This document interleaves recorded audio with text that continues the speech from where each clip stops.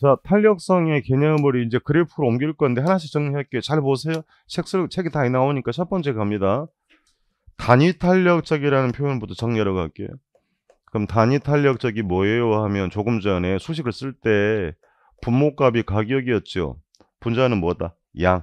가격이 1% 상승할 때 수요량 1만큼만 감소합니다.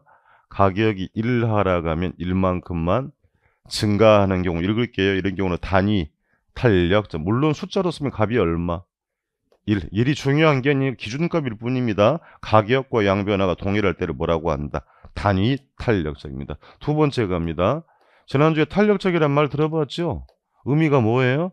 양의 변화가 많다. 자, 그러니까 가격이 이렇게 1 상승했을 때 수요량은 더 많이 이만큼 감소하거나 1 하락할 때 이만큼 증가합니다. 가격보다 양 변화가 많죠? 뭐라고 읽고? 탄력적이다. 그러면 1보다 크면 탄력적이 되겠네요? 그러니까 산수를 하면 가격이 10% 상승할 때 수요량이 11 감소해서 1.1이잖아요. 이런 경우를 뭐라고 한다? 탄력적. 긍정적 의미 아닙니다. 탄력적이라는 말은 긍정적 의미가 아니고 양이 많이 감소하거나 많이 증가할 때를 뭐라고 한다? 탄력적이다. 그러니까 머릿속에서 혹여 마음속에 나오는 탄력 받았어. 이게 틀린 말은 아닌데 그렇게 하시면 문제 해결 안 돼. 탄력적이라는 말은 긍정적 의미가 아닙니다. 양변화가 많을 때는 뭐라고 한다? 탄력적입니다. 그럼 세 번째, 양변화가 적을 때는 뭐라고 하면 돼? 비탄력이다. 지난주에 들어보긴 했어요. 자, 가격의 변화는 1. 양은 이것보다 적게, 예를 들면 0.5 감소하거나 1 하락할 때 0.5만큼만 증가합니다. 양의 변화가 적죠. 비탄력. 그럼 1보다 작으면 비탄력이네요.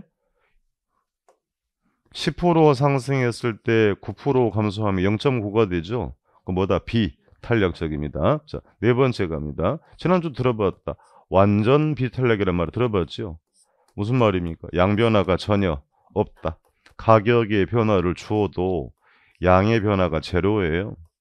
양 변화가 제로인데 양 변화가 전혀 없는 경우를 완전 비탄력. 숫자로 쓰면 얼마 되고? 0. 요건 알아야 되는 겁니다. 양 변화가 전혀 없다. 값은 얼마 된다? 0 된 겁니다. 극단적 경우 다섯 번째 완전 탄력적. 탄력적이란 말이 양의 변화가 많다라 했죠.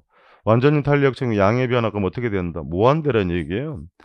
양은 무한대로 감소하거나 무한대로 증가하는 경우를 완전 탄력이라고 합니다. 요거 자체만 가지고 시험을 물어봅니다. 그러니까 동일할 때는 단위 탄력적이죠.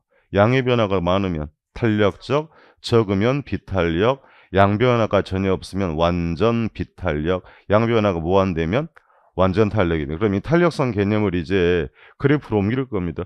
수요곡선은 우상향, 우하향.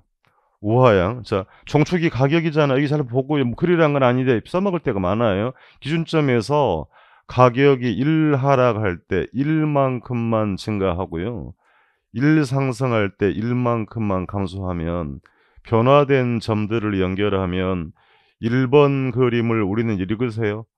단위 탄력적이라고 합니다. 그렇습니까? 그 개념을 알고 가다 그럼 각도로 따지면 수학은 아니고 이거 90도라고 하죠. 그렇습니까? 반쪽했으니까 45도. 직각을 반쪽했다고 해서 직각상곡선이라는 말도 쓰긴 하나 그건 시험에 물어볼 건 아닙니다. 기준값이다. 자, 탄력적으로 갑니다. 탄력적이 무슨 말이다? 양의 변화가 많다. 자, 가격이 1 상승했을 때 수요량은 이만큼 감소합니다. 1 하락할 때 이만큼 증가했어요. 자, 그러면 변화된 점 요놈 연결하면 2번 그림 이전보다 기울기가 어떻게 된 거예요?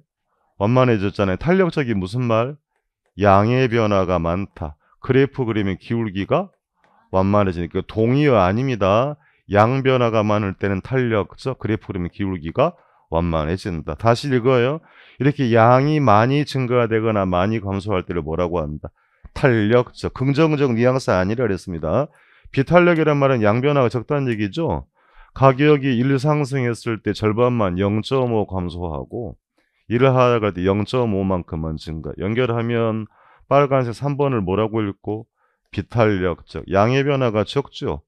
그래프 그리면 기울기는 급해 진다라고 하는 겁니다. 자, 지난주에 완전 비탄력이라는 말을 들었어요. 공부한 적 있어요. 자, 가격이 변해도 양의 변화가 있다 없다.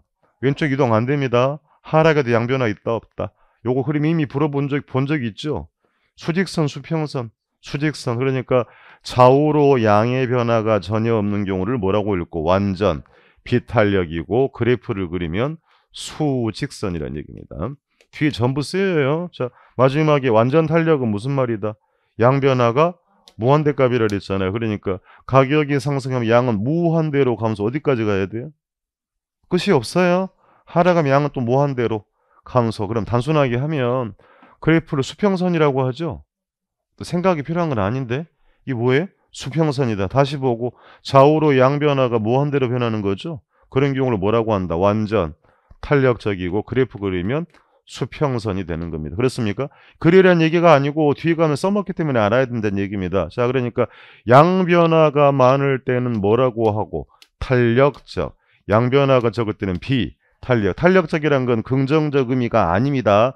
그렇게 알고 가면 뒤에 가면 다 섞여버리기 때문에 정확하게 정리하고 한다. 자, 그러니까 요거 가지고 시험을 돌아가면서 계속 물어보기 때문에 여러분 기본을 꼭 정리하고 갑니다.